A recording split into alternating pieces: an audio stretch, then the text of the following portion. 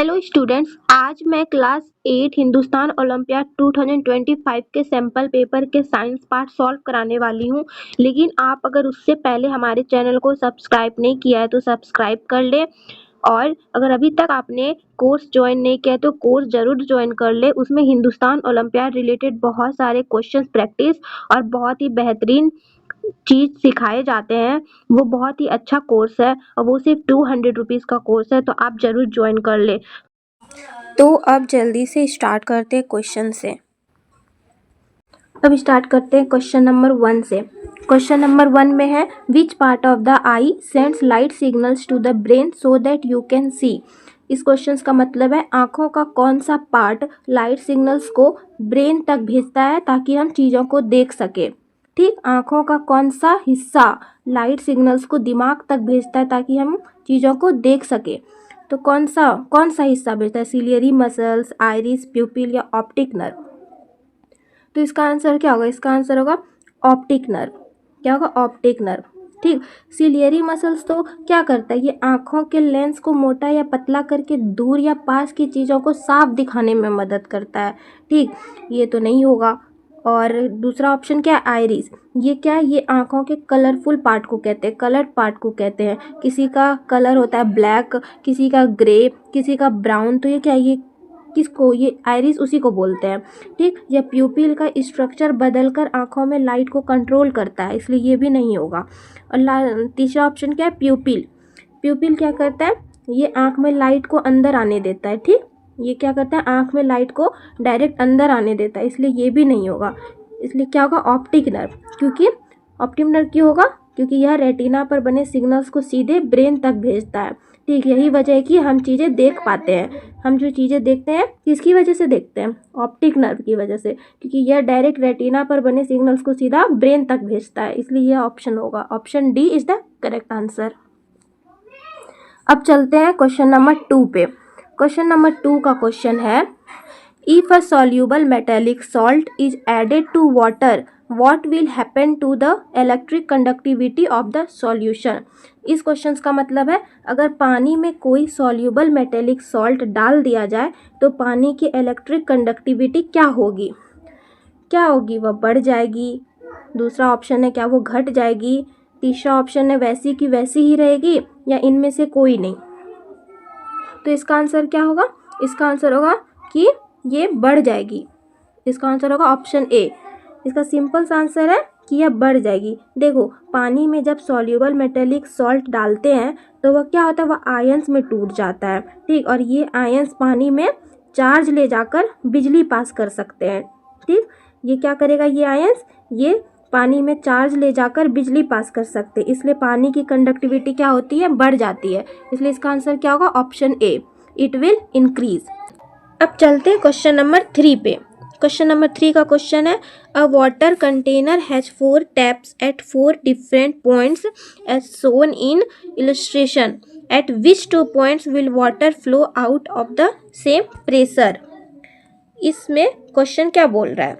इसमें बोल रहा है, एक पानी के कंटेनर में 4 अलग अलग स्थानों पर 4 नल लगे हुए हैं। ठीक, जैसे PQRS अलग अलग स्थानों पर अलग अलग 4 नल लगे हुए हैं, जैसा कि चित्र में दिखाया गया, मतलब जैसा कि इस फिगर में आपको दिखाया गया, इस फिगर में आपको जैसे दिखाया गया है वैसे ही। ठीक, तो इसमें पूछा गया है, किस 2 पॉइंट से पानी समान प्रेशर से के साथ बाहर निकलेगा।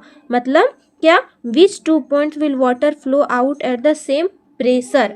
ठीक, इसमें यही पूछा है। ठीक, कि किस 2 पॉइंट से पानी समान दबाव से के साथ बाहर निकलेगा। तो किससे निकलेगा? देखो, इसका आंसर एकदम सिंपल सा है।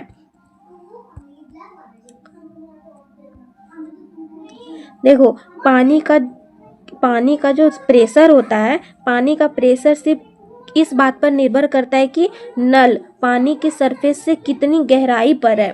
ठीक, पानी का प्रेशर जो होता है वो कौन से बात पे डिपेंड करता है? इस बात पे डिपेंड करता है कि वो पानी का सरफेस कितनी गहराई पर है। जिस नल की, जैसे ये सब जो है ना नल PQRS जहाँ जहाँ है, इसमें जिस नल की गहराई बराबर होती है वहाँ पानी का प्रेशर भी बराबर होगा। सिंपल, जिस नल का गहराई बराबर होगा वहाँ का पानी का प्रेशर भी बराबर होगा। और इस फिगर में R और S, ये है ना R और S एक ही लेवल, मतलब एक ही ऊंचाई पर है। R और S एक ही लेवल, एक ही ऊंचाई पर है, इसलिए दोनों में से पानी एक जैसा प्रेशर लेकर निकलेगा। इसलिए इसका आंसर क्या होगा? इसका आंसर होगा R and S, option C। ठीक, सिंपल सा था, समझ में आया? इसमें था क्या, इसमें हमसे क्या क्वेश्चन पूछा था? इसमें हमसे क्वेश्चन पूछा था कि एक पानी का कंटेनर में 4 अलग अलग जगह पर 4 नल लगे हुए हैं। ठीक, जैसा कि फिगर में दिखाया गया है कि 2 पॉइंट से पानी सेम प्रेशर के साथ बाहर निकलेगा। ठीक, तो इसका हम लोग समझ गए कि देखो पानी का जो प्रेशर है, पानी का जो दबाव है, सिर्फ इस बात पर निर्भर करता है कि नल पानी की सरफेस से कितनी गहराई पर है। ठीक, जिस नल की गहराई बराबर होगा वहाँ पानी का प्रेशर भी बराबर होगा। और इस फिगर में R एंड S एक ही लेवल, एक ही ऊंचाई पर है, इसलिए दोनों से पानी एक जैसा दबाव लेकर निकलेगा, एक जैसा प्रेशर से निकलेगा, इसलिए इसका आंसर क्या होगा? C होगा। ठीक, अब चलते हैं क्वेश्चन नंबर 4 पे। क्वेश्चन नंबर 4 का क्वेश्चन है, 2 boxes P and Q are placed on a wooden surface as shown in the image। 2 box P and Q लकड़ी के सरफेस पर रखे गए हैं जैसा कि फिगर में दिखाया गया है। ठीक, both boxes have equal weight, दोनों बॉक्स का वजन सेम है, मतलब बराबर है। Which statement is correct with regard to the pressure applied by these boxes on the surface? इसमें सरफेस पर इन बॉक्सेस द्वारा लगने वाला प्रेशर के बारे में कौन सा ऑप्शन सही है? हमसे यही पूछा है, तो कौन सा ऑप्शन सही है? Pressure applied by box P is more than pressure applied by box Q। Option B है pressure applied by box Q is more than pressure applied by box P। Option C है pressure applied P is equal to the pressure applied by box Q। Option D है pressure on boxes can not be determined based on the given fact. देखो दोनों का वजन इसमें same बताया गया है इस क्वेश्चन में, दोनों का। ठीक, इसका भी और इसका भी, P और Q दोनों का वजन बराबर है। फिगर में दोनों का नीचे का हिस्सा भी बराबर दिख रहा है। ठीक, और सबको पता है कि प्रेशर किस बात पे डिपेंड करता है? एक तो वेट पर, एक तो वजन पर, और दूसरा नीचे का एरिया पर। ठीक, एक तो वेट पर डिपेंड करता है, एक नीचे का एरिया पर डिपेंड करता है। यहाँ वेट भी बराबर है और नीचे का हिस्सा भी बराबर है, इसलिए देखो यहाँ पे क्या है, दोनों का वजन भी बराबर है और दोनों का हिस्सा भी बराबर है, इसलिए इसका आंसर क्या होगा? इसका आंसर होगा C। Pressure applied by box P is equal to the pressure applied by box Q, दोनों में एक है। एग्जाम्पल से समझो। ठीक, मान लो 2 बॉटल है, दो बॉटल है, एक छोटी बॉटल है, एक बड़ी बॉटल है। दोनों में पानी भरो और उसको एक ही हाइट पर रख दो, मतलब एक ही ऊंचाई पर रख दो, दोनों को सेम जगह रख दो। ठीक, और बोतल के नीचे साइड नल सेट कर दो, नल लगा दो, तो दोनों नल में से पानी क्या होगा? बराबर निकलेगा, बराबर प्रेशर से ही दोनों नल में पानी निकलेगा, क्योंकि दोनों में तो पूरा पानी भरा हुआ है। ठीक, बस इसीलिए दोनों में से बराबर प्रेशर से पानी निकलेगा। ठीक, बोतल का साइज या वजन से इसमें कोई फर्क नहीं पड़ेगा। ठीक, पानी का दबाव मतलब पानी का प्रेशर किस पे निर्भर करता है? ऊंचाई पे निर्भर करता है, साइज या वजन पर निर्भर नहीं करता है। इसीलिए इसका आंसर क्या होगा? इस क्वेश्चन का आंसर क्या होगा? C होगा। Pressure applied by box P is equal to the pressure applied by box Q। ठीक, अब चलते हैं क्वेश्चन नंबर 5 पे। क्वेश्चन नंबर 5 का क्वेश्चन है, क्षितिज is suffering from goiter. This disease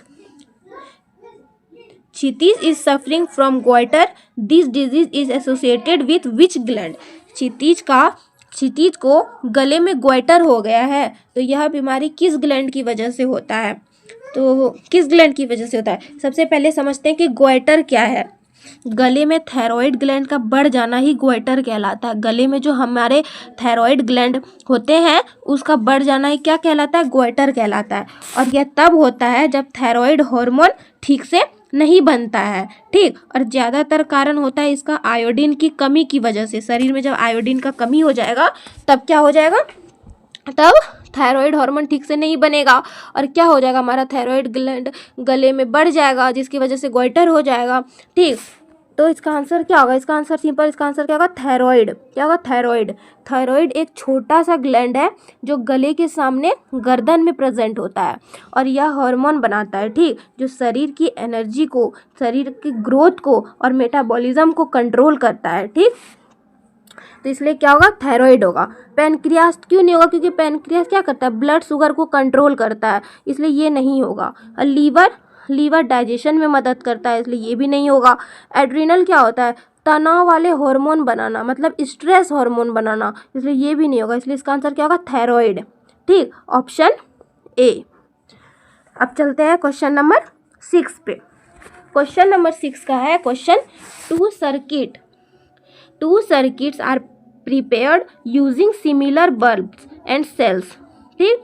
दो सर्किट है, दोनों में दो सर्किट है एक्स और Y.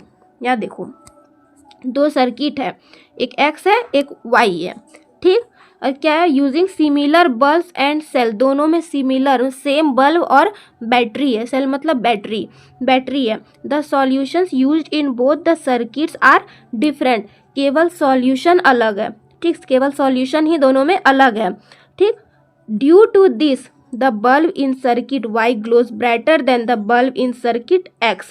Which statement is correct with regard to the current flowing in the given circuit?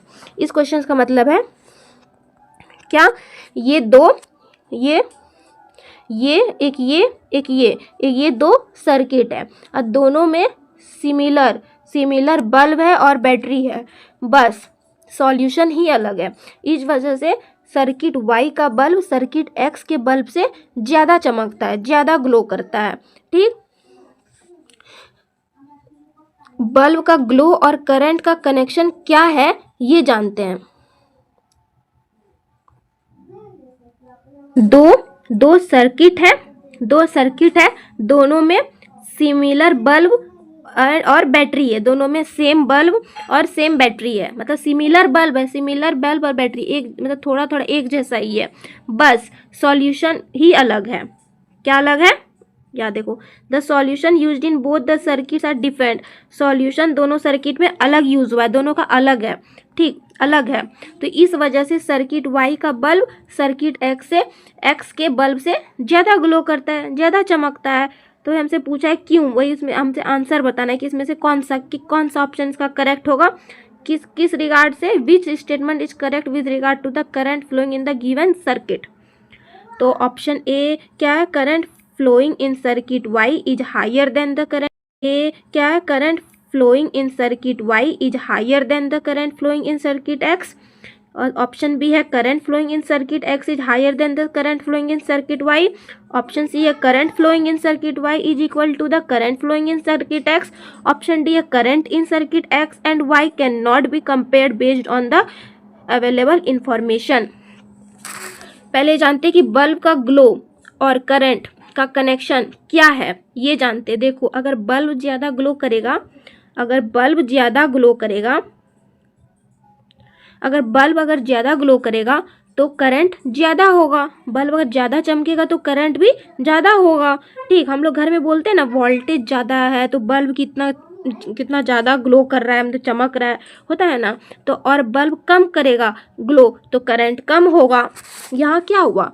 यहाँ हुआ Y का बल्ब, ठीक, Y का बल्ब X से ज़्यादा ग्लो करता है। इसका मतलब क्या है? Y ग्रेटर देन X, है कि नहीं?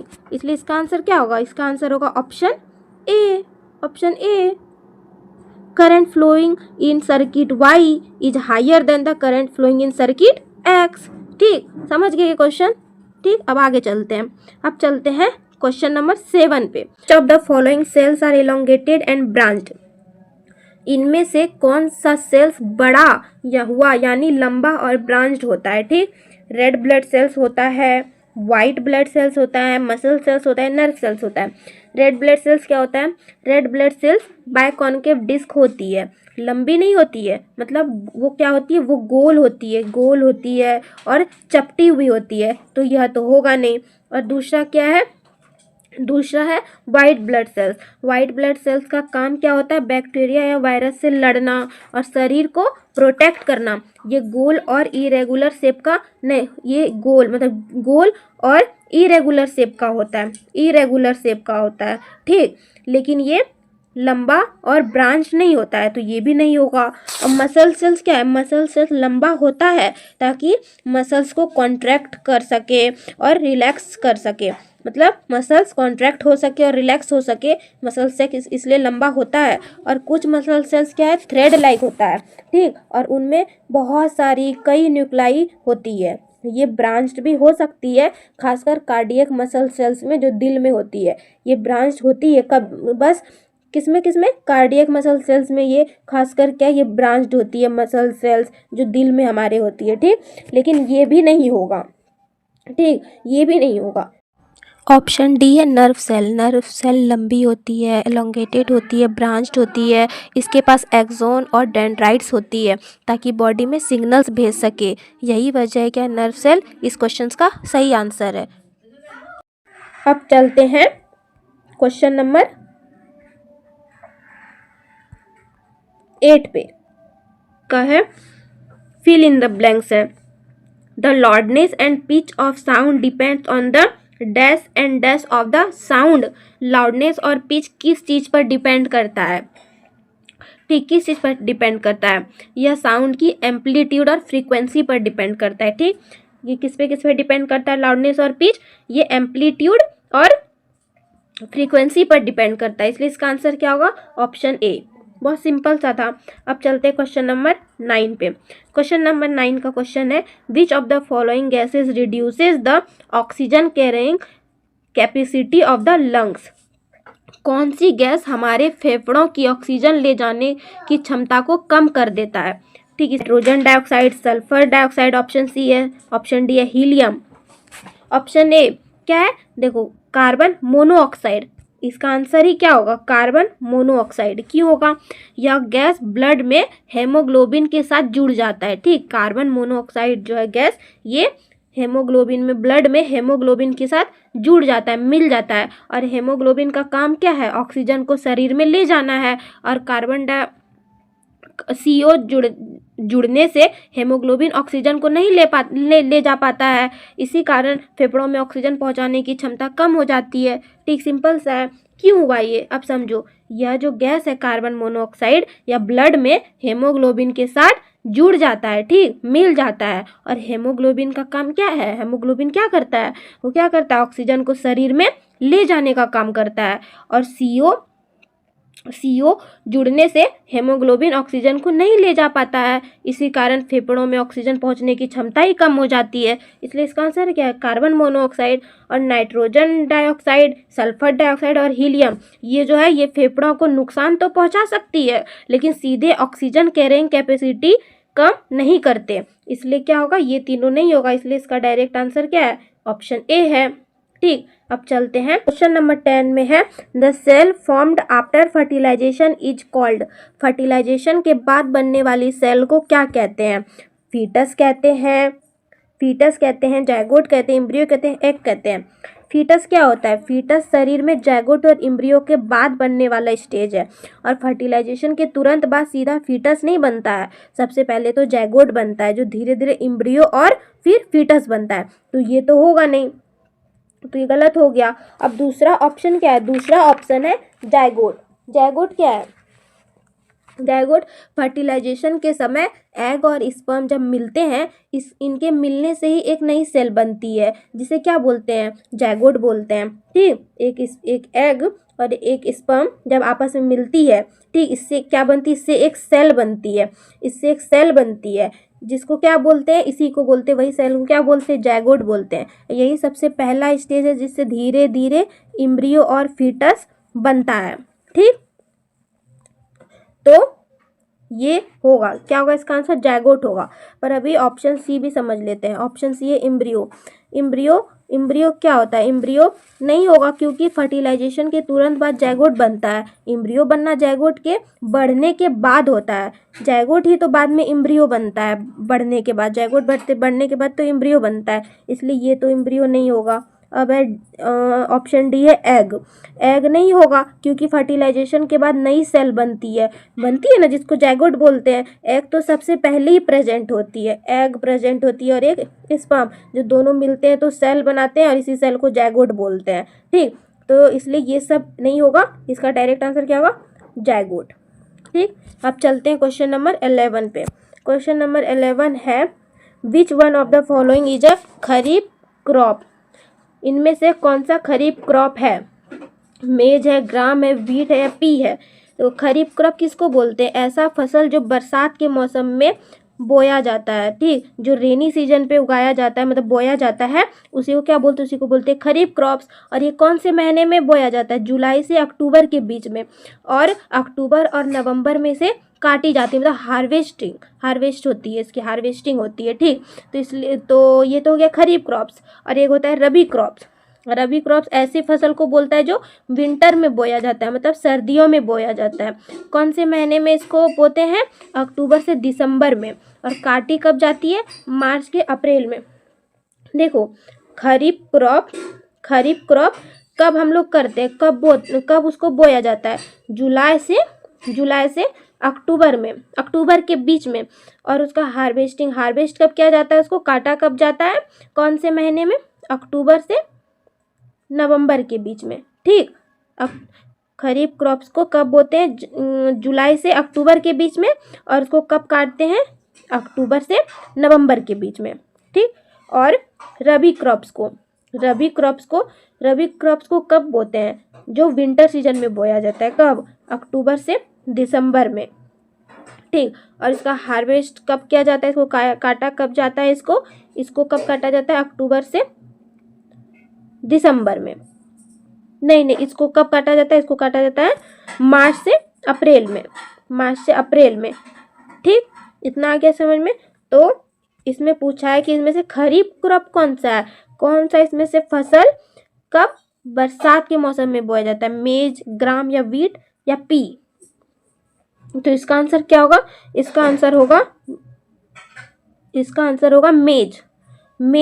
मेज ही कब होता है, खरीफ क्रॉप इसमें से कौन सा एग्जाम्पल है इसका, मेज ही कब बोते हैं, बरसात के मौसम में। ग्राम, व्हीट और पी तो रबी क्रॉप्स है, मेज है खरीफ क्रॉप्स और ग्राम, व्हीट और पी क्या है, रबी क्रॉप्स। ठीक, आज मैंने आपको 1 से लेकर 11 तक के सारे क्वेश्चन सॉल्व कराए हैं, एक एक करके सारे क्वेश्चंस को समझाए भी हैं। अगर आपको इन सब क्वेश्चन में से कहीं भी डाउट हो, कोई दिक्कत हो, आप मुझे कमेंट सेक्शन में ज़रूर पूछें, मैं इसका ज़रूर रिप्लाई करूँगी। ठीक है, अगर आपको यह हमारा वीडियो अच्छा लगे तो वीडियो को लाइक करना ना भूलें और चैनल को ज़रूर सब्सक्राइब करें और कमेंट में हमें अपना फीडबैक ज़रूर दें। आपको ये कैसा लगा एटलीस्ट आप मुझे बताइए, तभी तो मैं समझूंगी कि आपको ये पसंद आता है कि नहीं आता है। ठीक, और फिर मिलते हैं आपको नेक्स्ट वीडियो में ऐसे ही किसी अच्छे से क्वेश्चंस के साथ। तब तक के लिए थैंक यू, ऐसे ही अपना सपोर्ट बनाए रखें।